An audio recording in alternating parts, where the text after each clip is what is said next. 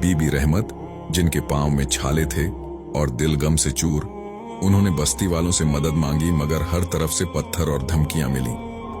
कोई उन्हें कंधा देने को तैयार नहीं था। आखिरकार इस अजीम खातून ने अपने नहीफ शौहर को फूल की तरह गोद में उठा लिया। वह उन्हें बस्ती से दूर एक ऐसी जगह ले गईं जहां शहर का कूड़ा करकट फेंका जाता था। एक नबी, अल्लाह का बरगुजीदा बंदा, अब एक कचरे के ढेर पर अब अपनी जिंदगी गुजारने वाला था, जहां धूप, बारिश और मिट्टी उनका मुकद्दर थी। इस मुश्किल टाइम में बीबी रहमत ने वह कुछ देखा जो तारीख की किसी औरत ने नहीं देखा होगा। वह सारा दिन बस्ती के घरों में मेहनत मजदूरी करती ताकि अपने बीमार शौहर के लिए 2 वक्त की रोटी का इंतजाम कर सके।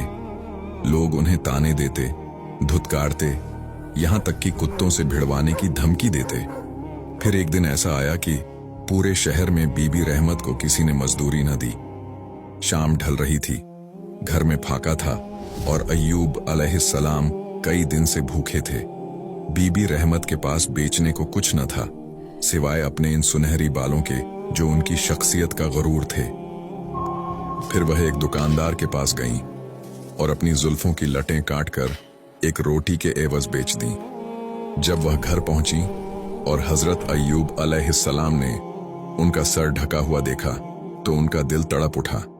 जब हकीकत खुली कि आज रोटी के लिए उनकी शरीके हयात को अपनी इज्जत, बालों का सौदा करना पड़ा, तो इस साबिर नबी की आंखों से भी आंसू निकल आए, क्योंकि वह इन बालों का सहारा लेकर करवट बदला करते थे। बीबी रहमत इसी तरह 7 साल तक अपने शौहर की खिदमत करती रहीं।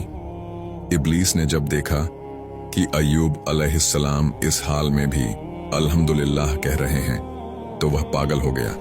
उसे समझ आ गई कि अय्यूब अलैहिस्सलाम को हराने का रास्ता अब सिर्फ बीबी रहमत के जरिए निकल सकता है। वह एक बूढ़े मुसाफिर का रूप धार कर बीबी रहमत के रास्ते में बैठ गया। उसने एक ऐसी पेशकश की जिसने बीबी रहमत के कदम डगमगा दिए और उन्हें एक ऐसे जाल में फंसाने की कोशिश की जो बज़ाहिर शिफा थी, मगर हकीकत में शिर्क का जहर था।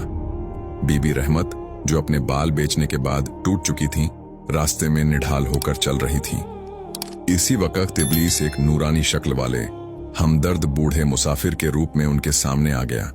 उसने बड़ी नरमी और हमदर्दी से पूछा, ए नेक खातून, तुम्हारा शौहर जो कभी शहजादा था आज इस हाल में है, क्या उसका खुदा उसे भूल गया? रहमत की आंखों से आंसू निकल पड़े। उन्होंने अपनी तमाम तकलीफें बयान कर दी।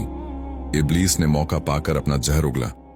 अफसोस, तुम्हारा शौहर इस बर्बादी के बाद भी उसी खुदा का नाम लेता है जिसने उसे कूड़े के ढेर पर पहुंचा दिया। मेरे पास एक इलाज है। यह बकरी का बच्चा लो, अपने शौहर के पास जाओ और उसे कहो कि इसे अल्लाह के बजाय मेरे नाम पर ज़बह कर दे। वह इसी लम्हे तंदुरुस्त हो जाएगा।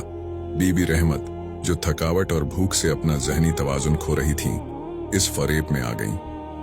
उन्होंने इसे एक रहम दिल अजनबी समझकर उसका शुक्रिया अदा किया और वह बकरी का बच्चा लेकर खुशी खुशी हजरत अय्यूब अलैहिस्सलाम की तरफ दौड़ी, ये सोचकर कि आज उनकी 7 साला जद्दोजहद खत्म होने वाली है।